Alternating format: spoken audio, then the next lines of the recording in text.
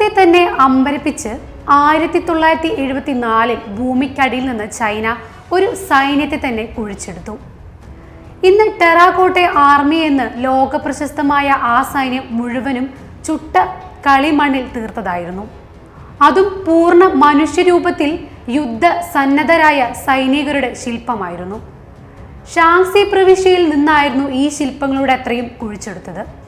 പുരാവസ്തു ഗവേഷകരുടെ അന്വേഷണത്തിൽ ഇത്തരം സൈനികരുടെ വലിയൊരു ശൃംഖല തന്നെ കണ്ടെത്തി. ഈ പുരാവസ്തുക്കൾ BC 221 മുതൽ BC 210 വരെ ചൈന ഭരിച്ച ആദ്യ ചക്രവർത്തി ക്വീൻ ഷിങ് ഹുവാങ്ങിന്റെ കാലത്ത് നിർമ്മിക്കപ്പെട്ടതാണെന്നാണ് കരുതുന്നത്. ഇന്ന് ഈ ടെറാക്കോട്ടെ സൈനികർ ലോകത്തിലെ ഏറ്റവും പ്രശസ്തമായ പുരാവസ്തുക്കളിൽ ഒന്നായി കണക്കാക്കപ്പെടുന്നു.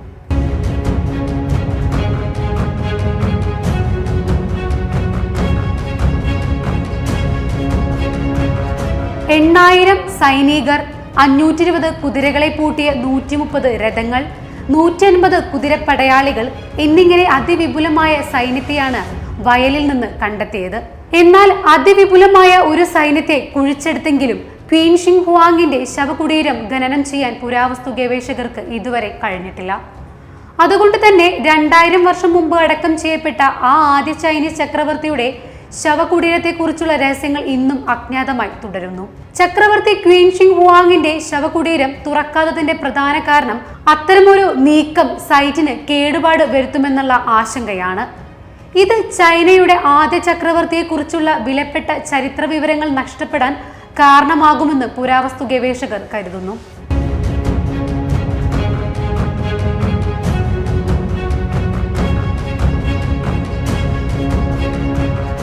ചക്രവർത്തിയെ അടക്കം ചെയ്തിരുന്ന വലിയ കുന്നിൽ സൈനിക ശില്പങ്ങളൊന്നും തന്നെ ഉണ്ടായിരുന്നില്ല.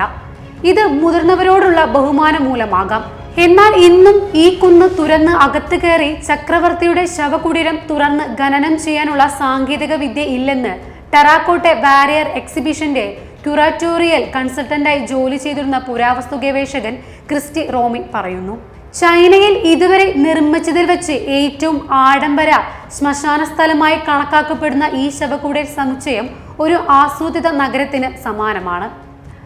ചക്രവർത്തി ക്വീൻ ഷിങ് ഹുവാങ്ങിന്റെ ശവകുടീരത്തിന് കാവൽ നിൽക്കുന്ന ടെറാക്കോട്ടെ സൈന്യത്തിൽ നിന്ന് ഏകദേശം 2000 കളിമൺ സൈനികരെ പുരാവസ്തു ഗവേഷകർ ഇതിനകം കുഴിച്ചെടുത്തു. എന്നാൽ 8000-ലധികം സൈനിക പ്രതിമകൾ ഇനിയും കണ്ടെത്താനുണ്ടെന്നാണ് പുരാവസ്തു ഗവേഷകരുടെ കണക്ക്.